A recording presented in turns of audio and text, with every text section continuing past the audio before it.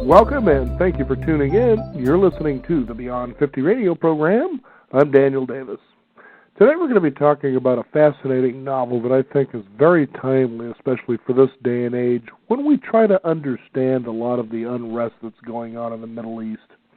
This one comes in the guise of a love story between two girls in Iran. But what I'd like to do is I'd like to introduce, first of all, the author, Sarah Farazan, here on the Beyond 50 radio program to talk about her new book, If You Could Be Mine, and let you kind of get a glimpse of, in her words, why this is a timely novel and why we should feel that it's one that could be known to be very important. Sarah, thank you for joining us here on the Beyond 50 radio program today. Oh, thank you very much for having me. I appreciate it. Now, you're the daughter of an Iranian immigrant that came to the United States, and here you wrote this novel, If You Could Be Mine. Tell us about how this all came about. I guess, my parents are from Iran. They came here in the 70s before the revolution and stayed for education purposes, and they just stayed. And so I grew up with them, and they were just really wonderful and taught me to be very proud of both being an American and also having this rich history and cultural history and being Persian and Iranian. The problem was at a pretty young age, where I think most people figure out who they have a crush on. I realized that I was gay, or at least I didn't have the language for that, but I understood that I had same-sex attractions. And this was really difficult for me because given where my parents are from, and it was a very taboo subject, and I didn't see anyone else like me or that was talking about it. And also just society in general, when I was growing up, it wasn't really a very talked about. There were little things here and there, like Ellen coming out in the mid-'90s, but there wasn't really too much, material or media that really spoke to me as both a person of Middle Eastern descent and also as someone who was gay. So as an adult, I looked back on all these feelings of teenage years where I felt really ashamed and embarrassed and scared and angry and worried all the time about, will my parents still love me and will my friends still be my friends, and all these kind of feelings. And I just started writing about those themes and feelings as an adult, and I thought about what it would be like for someone like me, let's say if my parents never left, growing up in the country they're from. Mm-hmm.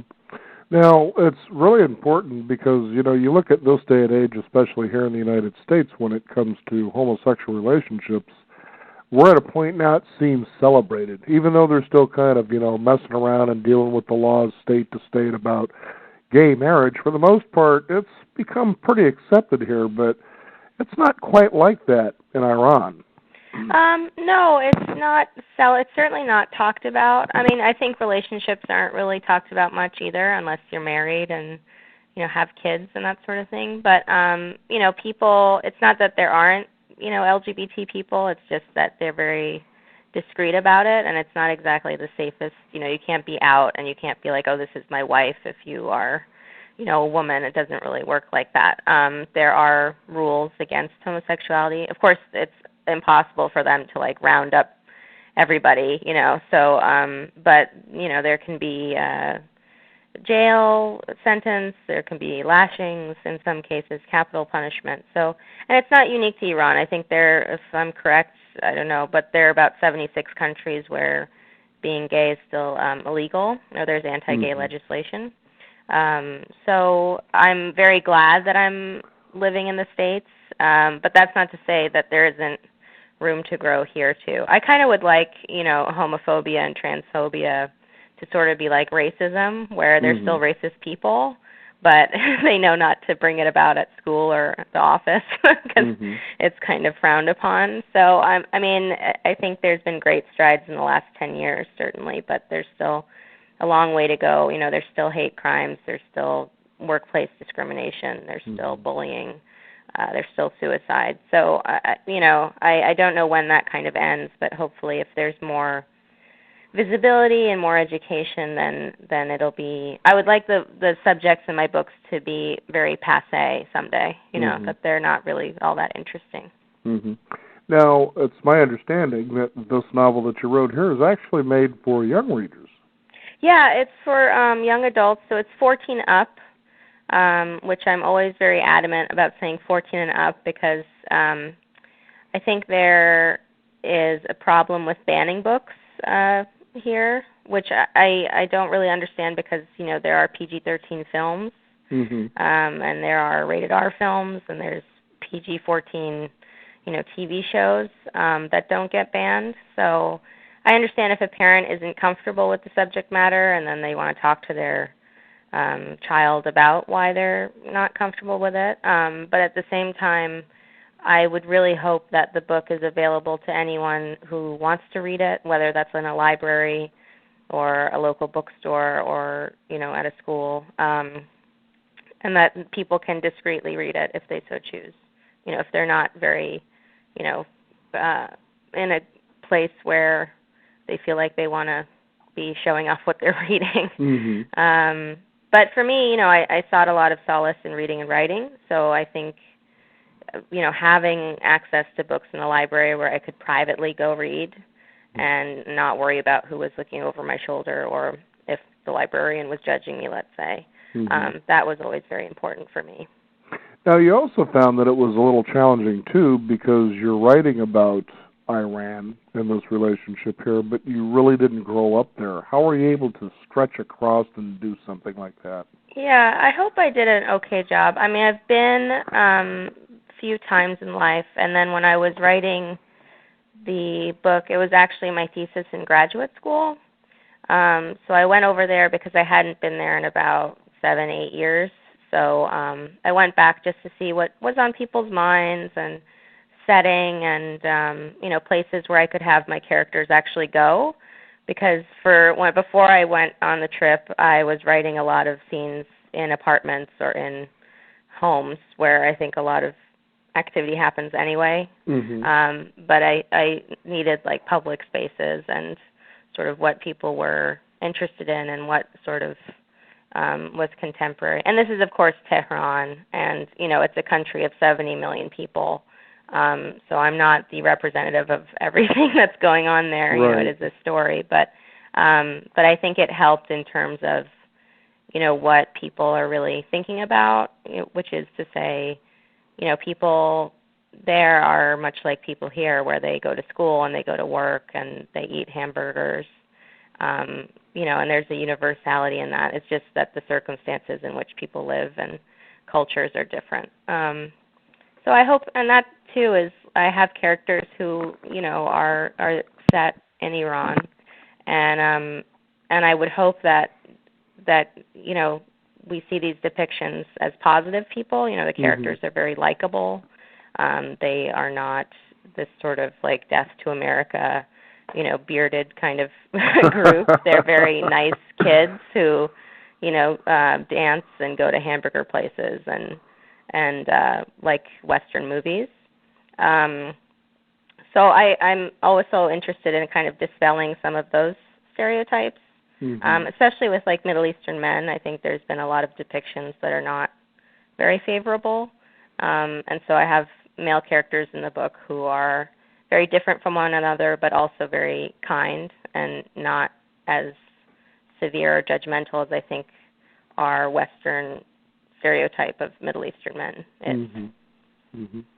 Now, one thing, too, it's really difficult enough that you have this relationship going on between two girls who had fell in love since they were 6 years old, and trying to, navigate this in a place that, as you said, this is taboo. We don't do, especially lesbian type relationships here in this country. But then you have to throw on the cultural rituals that you have there. For instance, arranged marriage, and this begins to happen with Nezrin.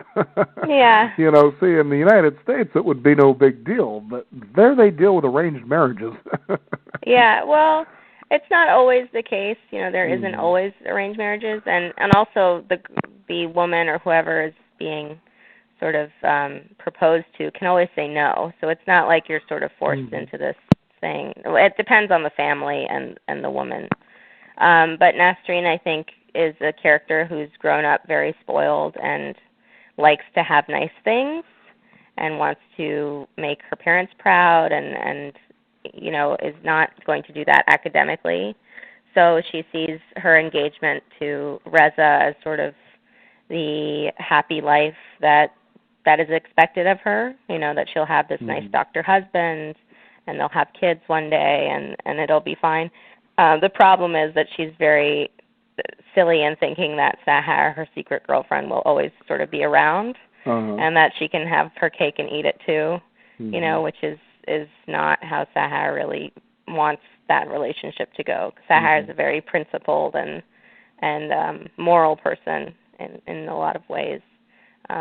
Even if maybe people might think who she is immoral, she's actually very, has principles and has no interest in being, the third wheel in Nasreen's marriage.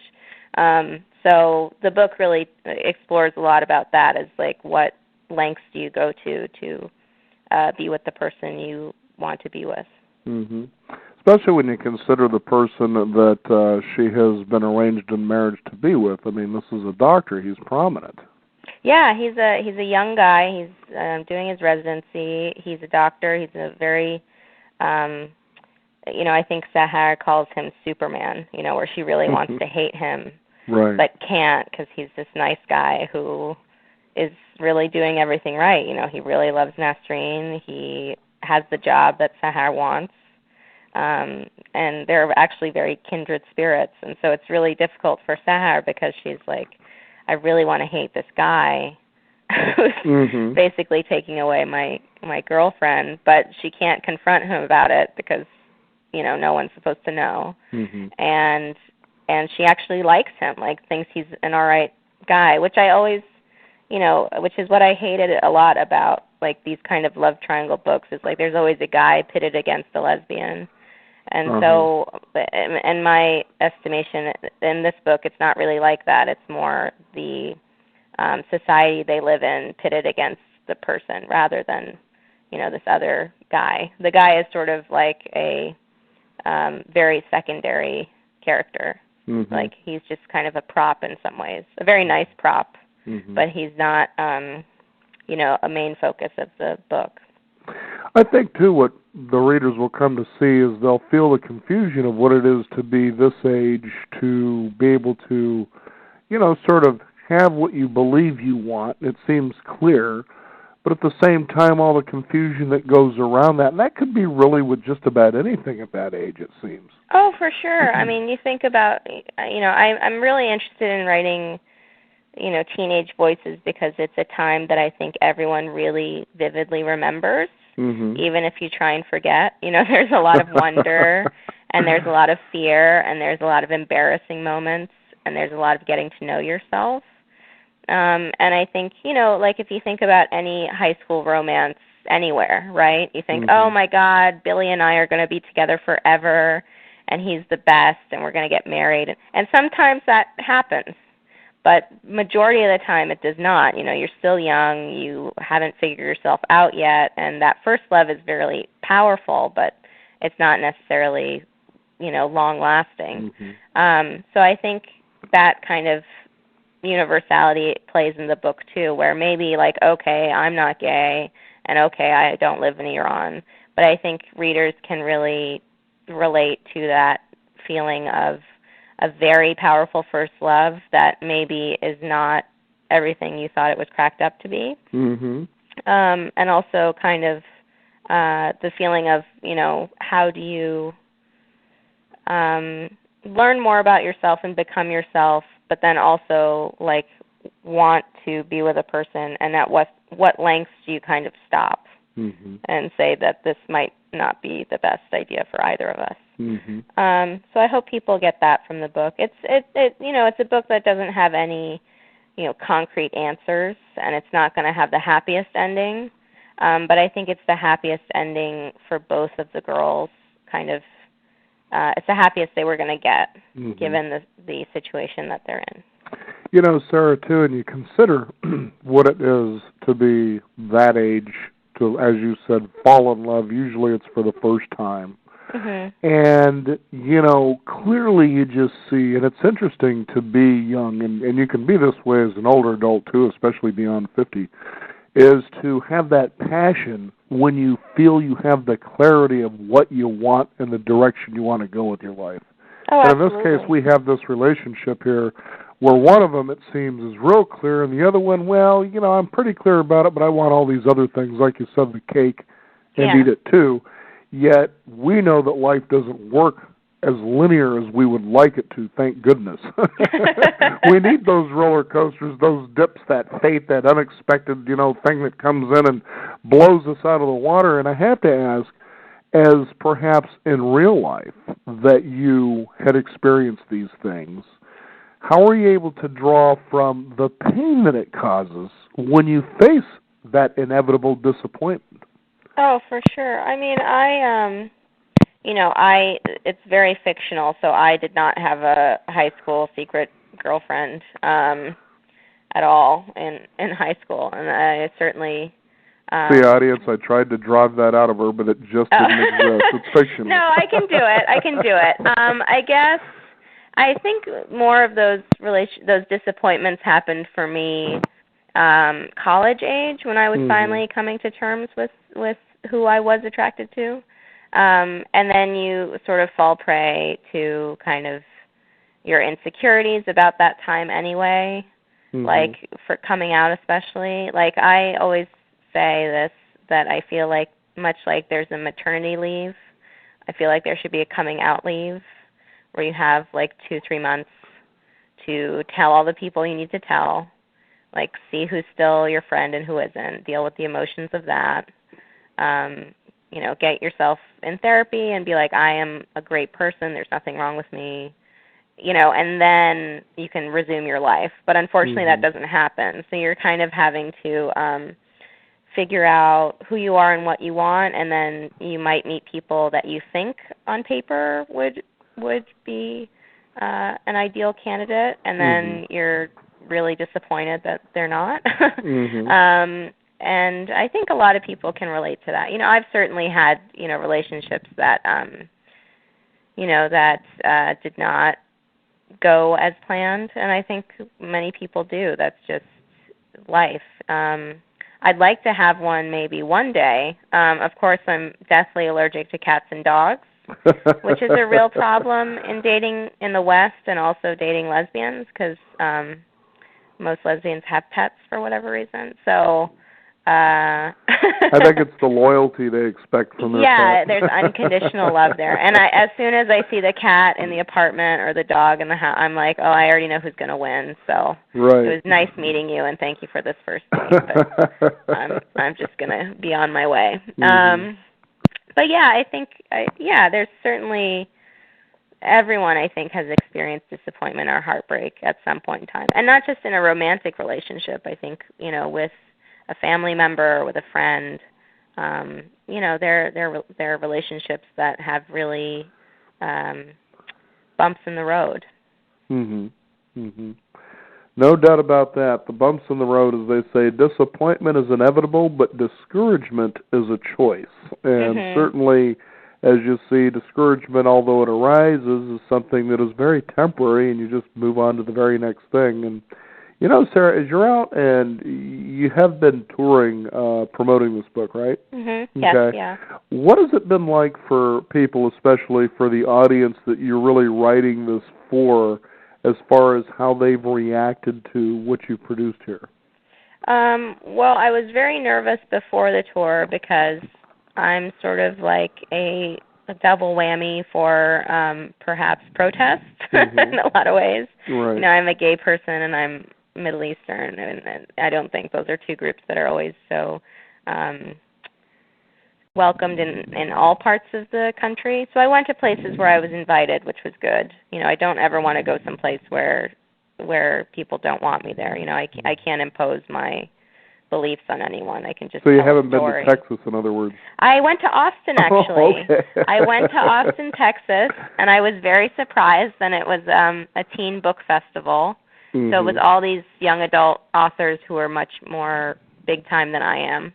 And I spoke to people, and they seemed to respond and laugh and get the book, and so that was great. But I think for me, it's been the most amazing has been meeting people who, like I was at a bookstore in Boston, and I saw this really tiny little girl who was definitely not 14 and up, but she was there with a parent. So I kept mentioning before I started the speech, like, this book's for 14 and up, and I kind of do this thing where I'm like, if you are not into it, like, this is what it's about, and please go. Right. I'm going to practice the First Amendment liberties that I believe I'm entitled to here. Right. You don't have to stay and listen. But anyway, after I gave the presentation, and you have a book signing, and you meet with people, and she came up, the young girl. She was 11 years old, very short haircut, and she was very articulate and very sure of herself. And she said, I want to thank you for writing books for people like me. Wow. And, yeah, I almost cried on her on her book. And then there was another store out west, and there was this 27-year-old woman who identified as gay and was Iranian, and she'd been in the States for 3 years. She was getting her master's or something. And she was like, I really struggled, and I had a secret girlfriend that pushed me away. And I really, thank you for writing this book, because it makes me feel a lot better. So I'm interested in those people who really, benefit from the book, and I think really it's made an impact. I'm not in it for the money, although that would be nice to continue to keep writing and get paid. But if I were in it for the money, I'd be writing some supernatural, vampire mummy story or something, or something about robots who fall in love, or I don't know, whatever sells that people. The gay Twilight series. Hey, oh gosh, no, I don't think I could. I'm not that clever. This is a triangle of same-gender people that love each other but can't figure out which one wants to be with who. Yeah, or just write, straight white characters who, people really appreciate. I don't know, but for me, it's really about reaching people who just want something different, I think, who really and can maybe relate to something, because a lot of characters we've seen in young adult literature are kind of, they're very well written and they have very compelling stories, but it's a lot of the same, Right. a lot of Johns and a lot of, Brittany's. Not too many Sahars or Nasreens for sure. And then, it's boy meets girl, and then there's the conflict there, and, and then there's that sort of thing. So I'm interested in writing about, people who are not always represented, but then that comes with a level of responsibility where, I have trans characters in my book, and I'm not trans, I'm cisgendered, and I don't think it's a group that gets that much visibility as it deserves.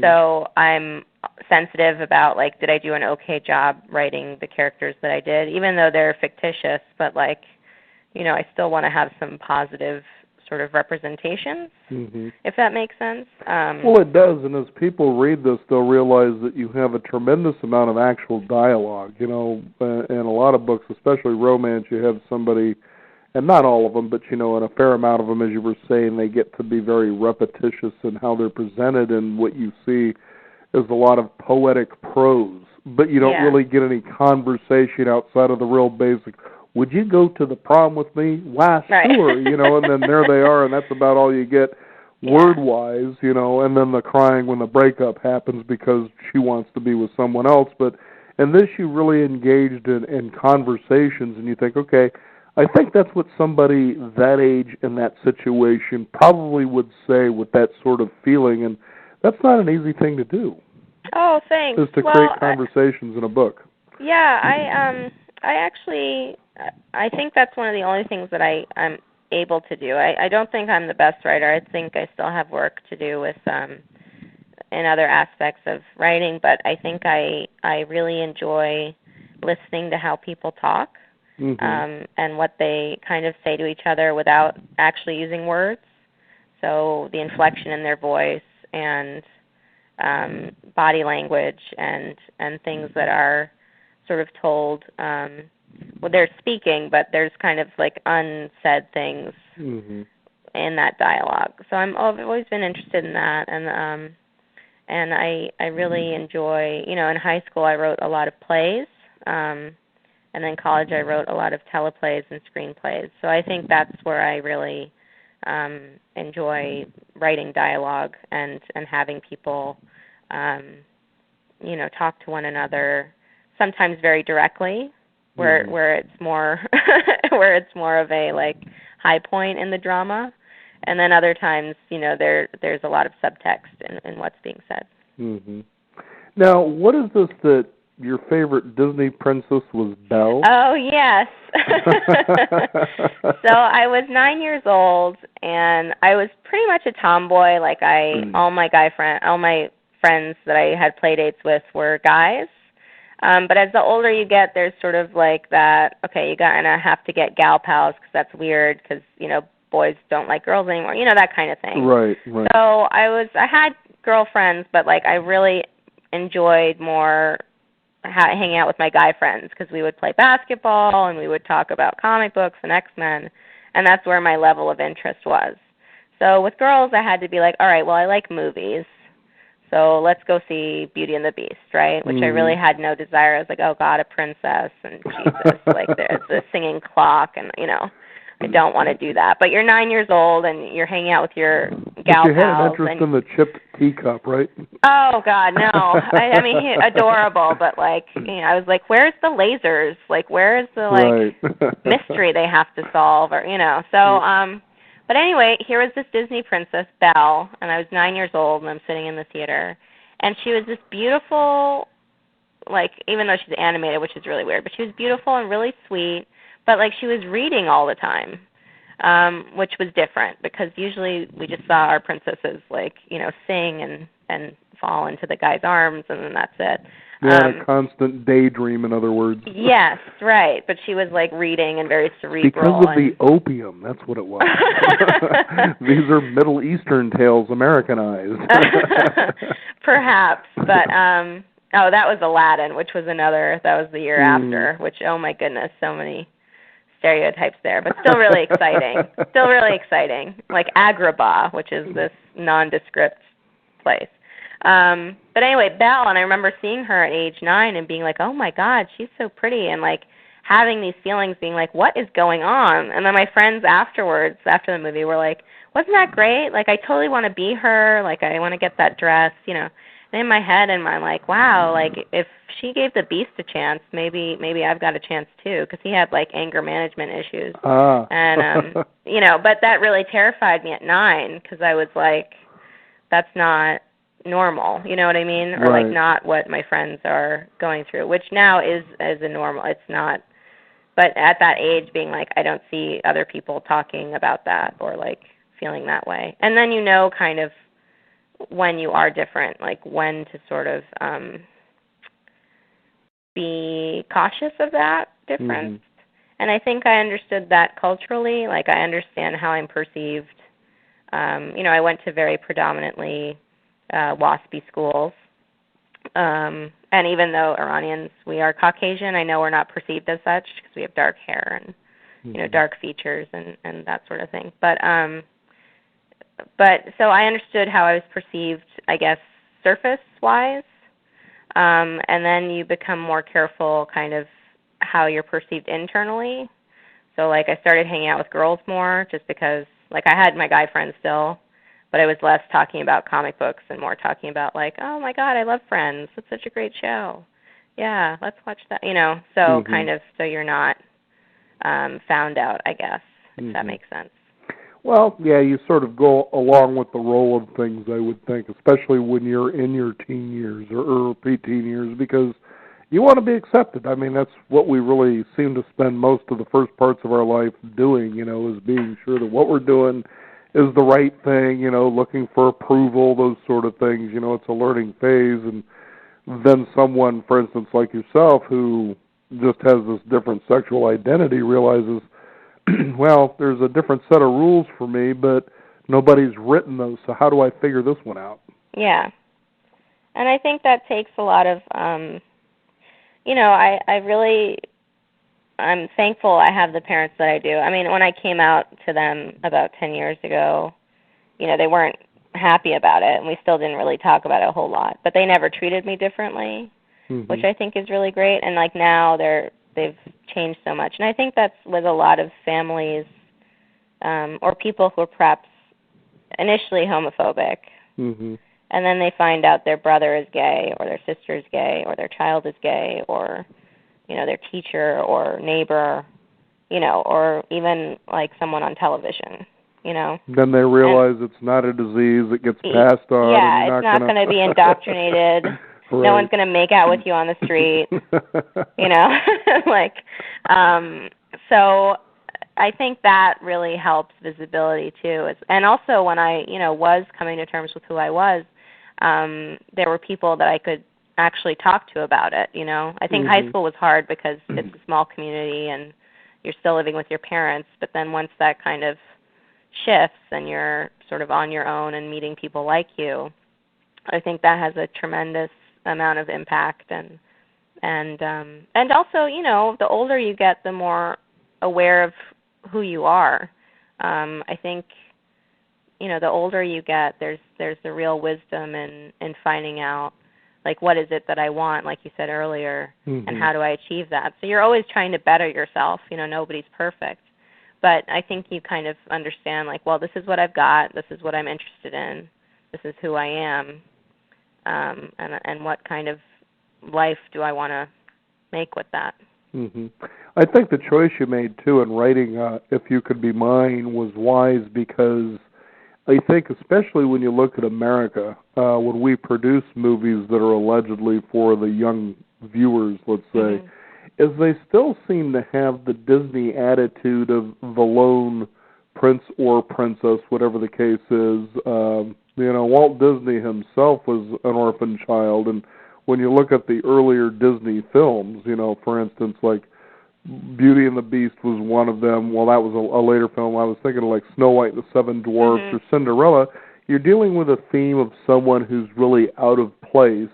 Then there's this rite of passage that they have to go through to be rescued of all things. Yeah. And then it's all happily ever after. Well, I don't know that that's usually the case for anybody. And then, what you're writing here isn't really all that different. It's, hey, this is some stormy weather with my identity here. How do I come to a place anywhere to where I can feel relaxed, really good about all this, and go after those things that I want to go after in my life, that passion, following your passion, or being passionate. And I think more of these stories can be necessary because, especially kids today, they're just having a real rough time with something like this. Yeah, I think they're having a tough time with lots of different things, which I hope to explore in other works. But certainly, figuring out your sexual identity or your gender identity, I think those are really huge right now. But I think also the economy and, like, what kind of job am I going to have, and, like, I think those are really, and how it's affecting their parents. I think that's really been a tremendous kind of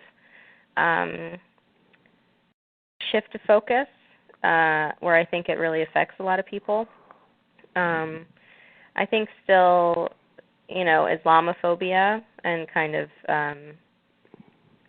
people who are, in a post 9/11 world, the kind of feelings of that. And I think also for teens and young people, I think there's so much that, like, that people have to go through in their schools and in their communities, but I think a lot of it is also kind of taught to them. Right. Like, I don't think a baby, like, wakes up and is born racist or is born homophobic. Well, as they say, you do learn your ignorance. Yes, yeah, which is really crazy. Right. And so I think there is, I read somewhere, and I don't know if it's true, but I read that, like, young deaf people are more inclined to be in interracial relationships because they can't hear what has been said about the other race. Right. Which I don't know if that's a true statistic, but it's something that's always kind of carried with me, that, like, you know, it's sort of like what you are taught of another group. And that's not necessarily from a family, but it could be, you know, your peers or the news or whatever. Like, your perception of another group is usually formed by other people. It's never really formed by yourself until you come of age and you're like, actually, you know what? I really like my gay friend, and I don't care that he is gay, and we're still going to be friends. And you know, it could be a very animated community. I do know that much. Yeah, I know, living in Portland, Oregon, you know, we have our version of Pride and all those other things that go along with it. The naked bicycle ride across the bridge. This city, I don't know. I think they put something in the 3,000-4,000 coffee shops they have in downtown Portland in the coffee, and we just come up with these things because we don't know what else to do. So no, Portland's lovely. I went there. I had a girlfriend that lived there, so I visited. It was really, really nice. But yeah, it's very friendly, and there's I don't know. It has a very inviting vibe, I guess, where people can just kind of be themselves. And I also love the Trailblazers. Although I don't know that they're going to have the greatest year this year. But Damian Lillard is a very good player, and you're lucky to have him. The Celtics were going to be terrible this year. But boy, there we go. We would have never expected a sports rundown on this conversation, but what the heck, huh? I don't know if that's your audience, but yeah, Trailblazers. Our audience is everybody. Oh, good, okay. Because I have a Twitter that people can follow me if they're so inclined. It's at Sarah Farazan. And it's funny because when I first got it, I was like, I don't know what you want me to talk about, because I know they want me to talk about books and writing and things like that, but mostly I'm like watching Celtics games on my couch. And she's not painting her nails either. Yeah, I know. So I was writing like, oh, Jeff Green is a beast. Like, what a monster dunk. And then realized that no one who follows me cares. Can I get extra that. mustard on that hot dog you're making over there, please? All right.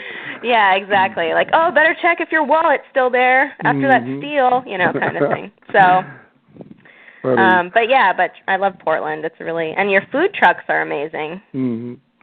The book is If You Could Be Mine. Our guest today is Sarah Farazan. And, you know, it's been a pleasure to have you on the program. We like to bring in, you know, the younger, fresher perspective of voices for, you know, our listeners, because, you know, this is the upcoming generation that begins to take on the steward and the responsibility of what happens here on this planet, and to really be able to connect with them as well. And it's been a real pleasure to have you on the program today. Oh, you've been a wonderful host, and thank you to your audience for listening, and I hope I didn't tune any people off or anything like that. We don't worry about that. Like I said, when you get to the point of midlife, you're like, hey, we want to embrace new things and different things, and if you're not, then you're probably in a rest home somewhere, and that's where you belong, you know. We're an active group of people here, so hopefully next time you're in Portland, you'll let us know, and we'll be able to connect, and I think it'd be a lot of fun.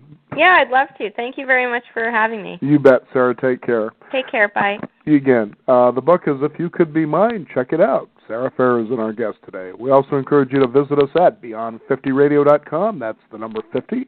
We do have our exclusive updates we encourage you to subscribe to as well. I'm Daniel Davis. Thanks again for joining us. This is Beyond 50, and remember, live your day past halfway.